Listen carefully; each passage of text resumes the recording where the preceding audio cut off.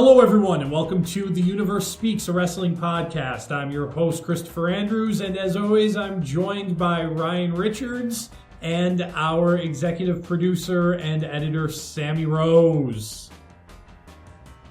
In this episode, your hosts, Chris and Ryan, talk the Raw Superstar ShakeUp, including John Cena on Raw, Kurt Hawkins' Big Show KO, The Long Build is Dead, and the House of Horrors? ? Enjoy. Yes, we are back. We have more episodes of the podcast. First and foremost, thank you all out there that have listened, that have given us feedback, that have followed us on all of our social media sites. Without you, we couldn't come back for more, and we just want to get bigger and better and keep doing this. And you know what? It's because of the listeners. It's because of the feedback that we're getting, and not just our friends, but people that don't know us. So that's awesome. So thank you. So let's jump right in to this week in the WWE. It was a big week for the WWE. We have the Superstar ShakeUp. Started on Monday night and Monday Night Raw. It actually started before Monday Night Raw, an exclusive on WWE.com, sharing with us that Apollo Crews was the first member of the Smackdown roster to join Monday Night Raw. Which nobody cared about at all. No, nobody cared. What we do care about is apparently he's having a baby. So not him, but the person that he's with, the lady that he's with, having a baby. So yay for that. But Apollo needs a lot of work on Monday Night Raw, in our opinion here, to make an impact. The guy has all of the attributes to be a huge star. It's not happening right now, so we'll see what happens on Monday nights. Now, Chris, do you think they brought him over to Monday because there are more, especially with the shakeup, more main event caliber superstars over there for him to learn from, for him to work with, so he can build himself and, get better at what he does?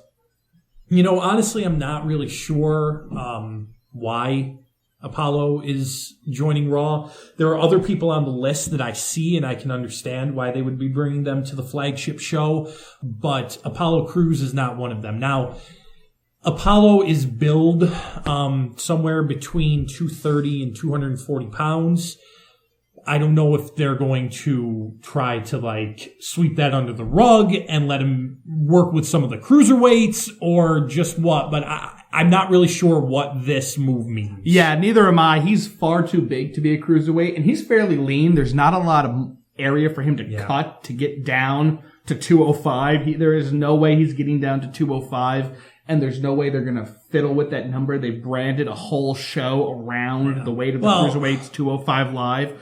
I don't see Apollo Crews going and working with the cruiserweights. Let's be honest. Neville is not 205. But he's believable to be 205. unless you see him live. All right. So Apollo Crews was our first member of the new Raw roster. We start off Monday Night Raw with John Cena's music. John Cena coming over to Monday Night Raw, and oh man, I'm not gonna lie. I got fooled by this, because you see a good looking woman come out on stage. She shakes her rear end. You see a guy in a baseball cap and a brightly colored shirt run around. It's like, oh, that's John Cena. And then I was like, wait a second, hold on, that's not John Cena and Nikki Bella. I bought into it far longer than I'm proud to admit. Not longer than my roommates did. I'm pretty sure my roommate's girlfriend believed that was Nikki Bella until she took her wig off. But the Miz is on Raw. So it's the Miz. The Miz and Maurice show up on Monday Night Raw dressed up in their getup for the Total Bella's bullshit thing that they were doing on Smackdown, which is great. We talked about it during the WrestleMania episode of this podcast. The Miz and Maurice, in my opinion, in the opinion of us here at The Universe Speaks, got screwed over in that match. So to see the Miz and Maurice on Monday Night Raw is a good thing. Is a good thing in my opinion. Then we follow up with a big shock, a big surprise, somebody that nobody had talked about, to my knowledge, about possibly coming over to Monday Night Raw. We have Dean Ambrose, the Intercontinental Champion. Which I found very weird because, in my opinion, you do a superstar shakeup to get new feuds, to move forward, to kind of shake up the storylines. You picked up the Intercontinental feud and you just brought it to a different show. Yeah, I don't know what's going on with Dean Ambrose. Again, we talked about it in our last episode of the podcast here. Love Dean Ambrose. Think Dean Ambrose is awesome. Think he's super talented. He has no direction, and I'm not really sure that a move to Monday Night Raw is going to give him the direction. I could be wrong, and I hope that I am wrong, but the Raw roster is really stacked, and it becomes even more stacked throughout the night, and we'll talk about the other people that joined the Raw roster. But if you want to make Dean Ambrose special, if you want to get him back to the level that he was at in 2015 or so, where he was the hottest act going, I'm not really sure. He was great. He was entertaining, pretending that he thought that was John Cena and Nikki Bella in the ring, and being just as confused as all of us out here. Not really confused, but but other than that, yeah, Dean Ambrose comes with the Intercontinental title, which, like I said, was a big shock, was a big shakeup. Anything to add? Or is that it for Dean Ambrose? That might be it for Dean Ambrose. I'm not so sure that he was acting, that he really thought it was John, because I've talked to Dean Ambrose in real life at events, and he's a weird dude. So Dean also was sporting some bling on his ring finger, which we will get to later. But that was definitely Dean, surprising. You lucky son of a That was surprising. So our next person on our list that joins the Monday Night Raw roster is Curt Hawkins. Curt Hawkins, they come back from a break, and Curt Hawkins is in the ring, and we're going to face the facts. And what happens? KO. The Big Show comes out and punches him in the face. And Curt Hawkins, man, you were doing great on the indies. And with Global Force Wrestling, and you had your little thing with TNA for a while. Sorry, Impact Wrestling. I know that you had a baby. I know that you got married. I'm not sure what the WWE is paying you, but it's a shame. And it doesn't make sense to me, honestly, breaking up what was going on with Curt Hawkins and Zack Ryder, potential Edgehead reunion when Zack Ryder returns from injury. No, absolutely. And I have no idea why they moved him. When you think Superstar Shakeup, again, you think meaningful moves, you think furthering storylines, building new storylines, and there was nothing there. Curt Hawkins has come back, and we get the vignettes, and he comes out, and he's just jobbed since he's been back. Yeah. Has he won a match since he's been back? Off the top of my head, I'm not sure. But he hasn't won a match. He comes out and gets KO punched by the Big Show, and that's it. Yep. Like you said, I don't know what they're paying him, but not enough. Yeah. All right, so Curt Hawkins is on Monday Night Raw.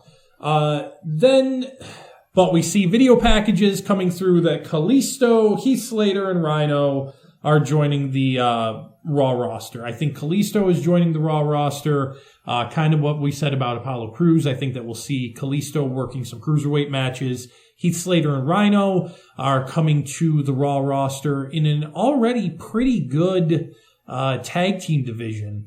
It's weird that one move, adding the Hardys to the Monday Night Raw tag team division, really has boosted what that division looks like. So we have Heath Slater and Rhino. I'm not sure how much longer they're going to be a team. If they are a team, I see them losing a lot of matches to the Revival and losing a lot of matches to the Hardys and to Gallows and Anderson, Sheamus and Cesaro, assuming that they stay as a tag team following Payback. Absolutely. And I got to say that I am really excited for the Hardys versus Gallows and Anderson. No, nothing related to what we're talking about. I just want to put that in there. But yeah, no, Kalisto definitely, I think he'll be right at home in the cruiserweight division. Yeah. I think that'll boost it. I think it'll give it more depth. What we see on Monday Night Raw is usually the same match pulled from like a pool of like 2 or 3 matches that they know they can put on. Rhino and Heath Slater, I don't know what they're doing anymore.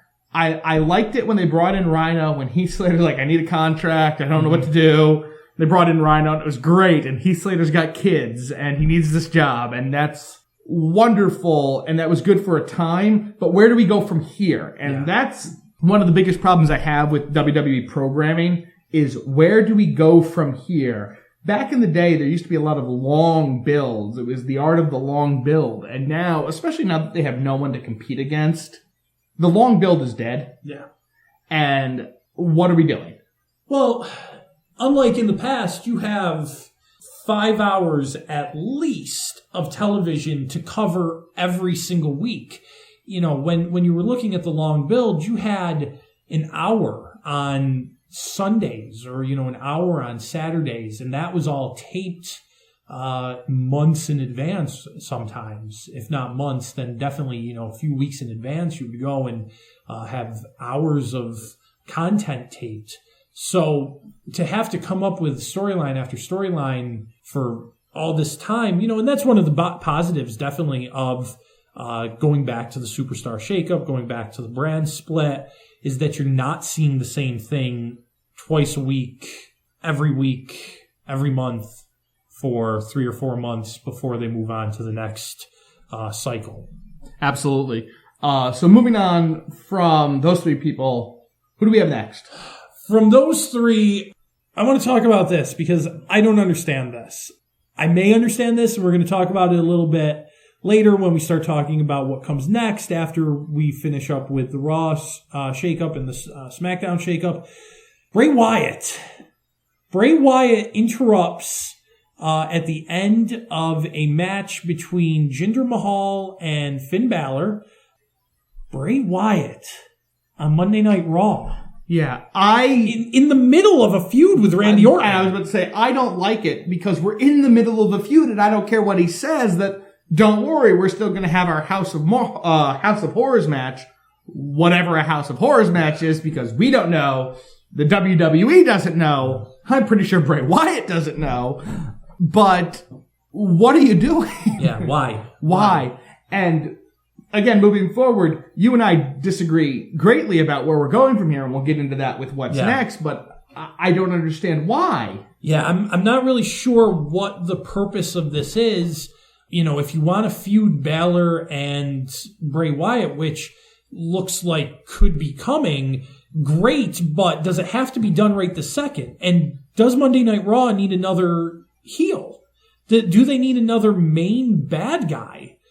I don't think so. I don't understand where this is coming from. I'm curious to see where it's going. I hope that it's not a waste of Bray Wyatt. I hope that it's not a waste of Finn Balor. I hope that there's a long-term plan. I'm not confident that there is. Absolutely, and I agree with you. I don't like it, but I will say one thing, and I will give credit here. I'm intrigued.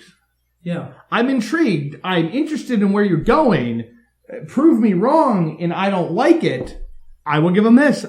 I'm intrigued. Yeah. No, I'll give him that. So, Bray does his Bray-like things, interrupts Finn, and he's part. So, to end this segment on the Raw Superstar Shakeup, we go to the women.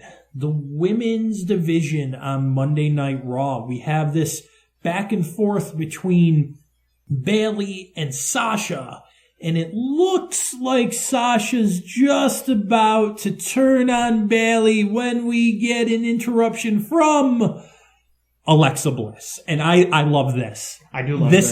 This is probably my favorite move of the Monday Night Raw Superstar Shakeup is Alexa Bliss coming to Raw. Especially, and I think this, the women's division got the biggest shakeup of all going forward, mostly because it's the smallest division. Yeah. So even 2 or 3 moves is monumental. But I love it. I absolutely, Alexa Bliss, I think, is one of the best things going in women's wrestling right now. And I'm not talking about in WWE. I am talking about in women's wrestling, period. Mm-hmm. I love her. I think she's a phenomenal worker.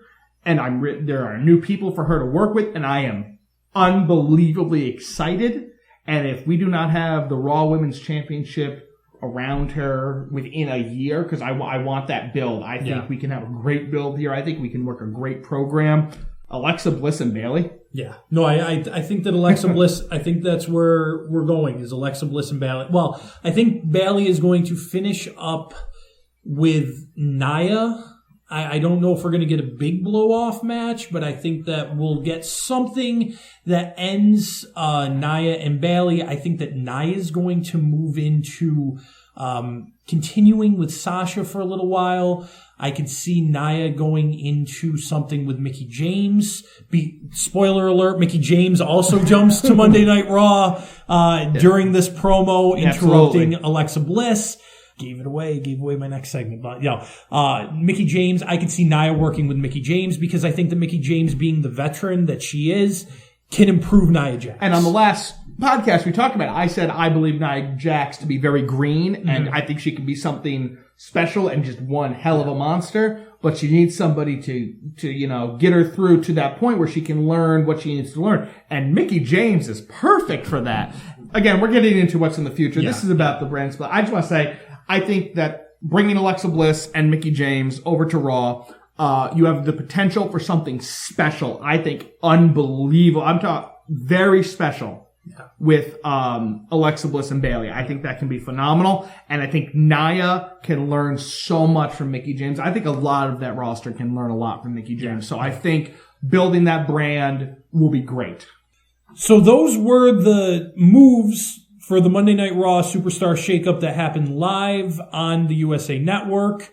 After Raw went off the air, we got one more on WWE.com, and it was an announcer shakeup. Woo! Yeah, exciting, right? Byron Saxton was told that he would be going to Smackdown Live, and David Otunga would be joining Monday Night Raw. And I just want to put out there, I could not care less about this. I think they're both unbelievably weak announcers, and I don't care. I don't care. That's all I'm going to say. Yeah, I think that this was done more as a mainstream move. We learned later, I believe on Tuesday, that David Otunga's first night on Raw was going to be pushed back about 6 weeks because he got a starring role in a film, and that he wouldn't be coming to Monday Night Raw until after the filming was done. So I think that that was really the reason why we had that switch, is so that David Otunga can get the mainstream publicity. So that is our recap on the Monday Night Raw Superstar Shakeup. Join us next time, and we will dive right into SmackDown Live, the SmackDown Live Superstar Shakeup, and all the storylines that are going to be coming out of that. This is Ryan Richards and Christopher Andrews wishing you a good day, and we'll see you next time. Thanks for listening. That's the end of this episode.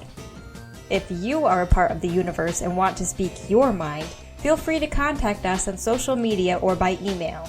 To find out how, and for our next episode, look us up at theversespeaks.tumblr.com. That's TheVersespeaks.tumblr.com. Thanks for listening.